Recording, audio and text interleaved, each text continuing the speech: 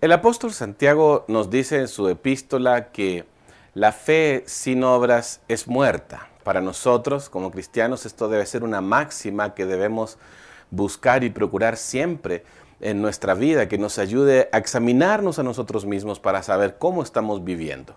Nuestras obras dan testimonio de nuestra fe, no solamente nuestras palabras. Nuestro tiempo con Dios de este día nos muestra un personaje muy inesperado que deja una de las lecciones de fe en la que en las propias palabras de Jesús es de las más grandes que Él contempló en la tierra.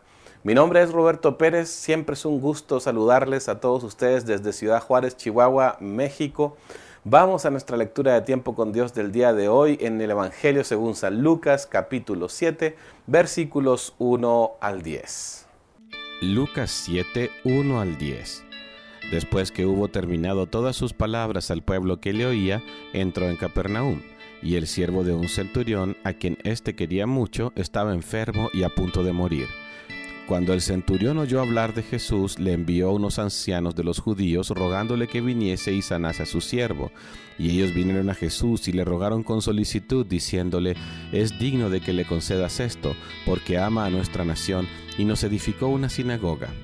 Y Jesús fue con ellos, pero cuando ya no estaban lejos de la casa, el centurión envió a él unos amigos, diciéndole: «Señor, no te molestes, pues no soy digno de que entres bajo mi techo.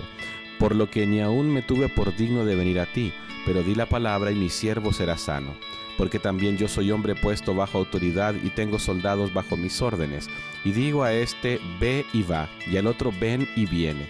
Y a mi siervo, haz esto y lo hace». Al oír esto, Jesús se maravilló de él y volviéndose dijo a la gente que le seguía: «Os digo que ni aun en Israel he hallado tanta fe». Y al regresar a casa, los que habían sido enviados hallaron sano al siervo que había estado enfermo. El Evangelio de Lucas es un evangelio gentil, por decirlo así. Es un evangelio escrito por un gentil y es un evangelio dirigido a personas principalmente que son de origen no judío. Esto de hecho es lo que significa la palabra gentil. El día de hoy es la historia de un centurión que nos sorprende a nosotros, pero que primeramente sorprendió a Jesús con su actitud de fe. Nosotros sabemos que la fe se atestigua principalmente por las obras y no solamente por las palabras. De hecho, muchas veces nos cuesta aprender esto. Es un proceso de nuestra vida cristiana, aprender a dar testimonio de nuestra fe con nuestras obras, no solamente con lo que nosotros decimos. Y hoy el ejemplo de este hombre, de este centurión, nos ayuda mucho a ver este principio claramente y nos da algunos aspectos que haremos muy bien en recordar nosotros en nuestra vida. El centurión era un hombre de un corazón recto, tenía un afecto especial por uno de sus siervos. Y esto lo mueve a buscar a Jesús para que Jesús sane a su empleado. Y los esclavos eran propiedad de las personas, eran como los empleados del día de hoy, pero solo que ellos eran totalmente dueños de estas personas. Y es difícil, si nosotros lo trasladamos al día de hoy, encontrar un jefe, un patrón, que tenga solicitud por sus empleados, que tenga afecto por sus empleados. Comúnmente el trato del jefe al empleado es bastante frío, distante, a veces un poco cruel, hasta abusivo en ocasiones. Es difícil encontrar una persona que sea un jefe que tenga un afecto grande por sus empleados.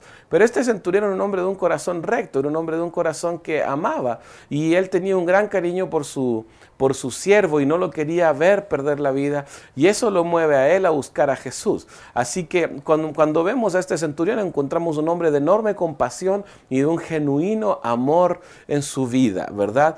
También otra cosa importante de este hombre es que este hombre tenía buen testimonio. Él había edificado una sinagoga, algo bastante costoso de hacer por lo demás, pero los judíos van e interceden ante Jesús para que él reciba al centurión, tal vez temiendo que por ser romano Jesús no iba a querer verlo. Sin embargo, es sorprendente que también nos muestra esto, que no todos los dirigentes judíos rechazaron a Jesús, una buena cantidad sí, pero acá tenemos a unos que van y le piden a Jesús muy encarecidamente que vea al siervo de este hombre, porque este hombre le había hecho bien a la nación. Así que tenemos aquí dos cosas bastante notables. El hombre no solamente tenía poder en cuanto a su autoridad, sino también tenía bienes económicos y los había usado para bendecir al pueblo de Dios. Bueno, y finalmente este hombre entiende muy bien la autoridad de Jesús, y esto solamente pudo ser porque él creyó que Jesús era el Hijo de Dios. De ninguna forma él podría haber creído en el Hijo de podría haber tenido fe, haber mostrado ese sometimiento a la autoridad de Cristo si no hubiera confiado y creído que él realmente era el Hijo de Dios. Y esto es lo que desata la alabanza de Jesús hacia este hombre en cuanto a su fe, cuando dice: nunca he visto en Israel tanta fe siquiera. Cuando el hombre reconoce la autoridad de Cristo y reconoce que solamente por decir la palabra el siervo de él podrá recibir la sanidad, y hace una analogía acerca de que como él es un hombre bajo autoridad, bajo la autoridad del Imperio Romano, tenía autoridad para mandar también a sus soldados que hicieran las cosas que él decía. Muy sorprendente. Tener fe no es ser una especie de ángel. Tener fe es solamente confiar en la palabra de Dios y apegarnos a ella sin dudar. No es algo difícil de hacer. No necesitamos ser super personas. No necesitamos hablar muchos. Nuestras obras dirán a la gente que realmente creemos. 3 cosas nos van a ayudar si tomamos en cuenta el tiempo con Dios de hoy. El primero, nuestro amor por los demás. Si nosotros decimos tener fe, tenemos que amar a nuestro prójimo. Tengo una preocupación genuina por las demás personas. Busco formas prácticas de ayudar a los demás. ¿Cómo trato a los que están bajo mi autoridad? ¿Soy una persona diligente en el amor, en la compasión y en el cuidado del prójimo? Una persona de fe tiene que tener esta cualidad en su vida. En segundo lugar, la disposición de dar a la obra de Dios. ¿Cómo es mi dar? ¿Es generoso, es abundante o es limitado? Si yo digo ser una persona de fe, una persona que cree en el Señor Jesucristo, mi dar a la obra de Dios tiene que ser generoso. El centurión demostró su fe dando una abundante ofrenda que permitió la construcción de una sinagoga. Y esto es sorprendente. Nosotros no podemos decir que creemos en el Señor y su palabra si nuestros recursos no están a disposición de Él. Sean pocos, sean muchos a tus ojos, eso no importa. Dios a cada uno le pedirá cuentas de lo que le ha dado, no de lo que no le ha dado. Así que no te preocupes si dices: yo tengo poco, porque Dios no te va a pedir cuenta de lo mucho que no tienes, sino de lo poco que te dio. Y en tercer lugar, tenemos que reconocer la autoridad de Cristo en nuestra vida y ser humildes ante Él, dejando que su palabra sea suficiente para dirigir toda nuestra vida. Esta es una de las muestras de fe más grande, cuando nos sometemos a la autoridad de la palabra, cuando al igual que el centurión, para nosotros la palabra de Dios basta.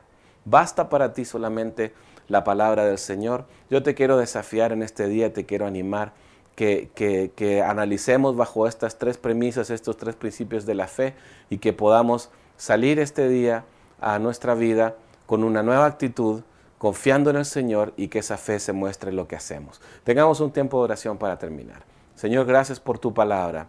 Dios, reconocemos que muchas veces tu palabra no es suficiente para nosotros y te pedimos perdón por eso.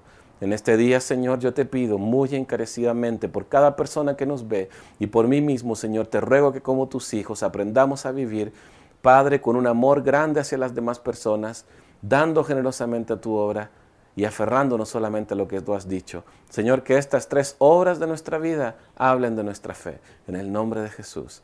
Amén. Que tengan un excelente día y nos vemos en otra ocasión aquí en Tiempo con Dios es Vida Viva. Hasta luego.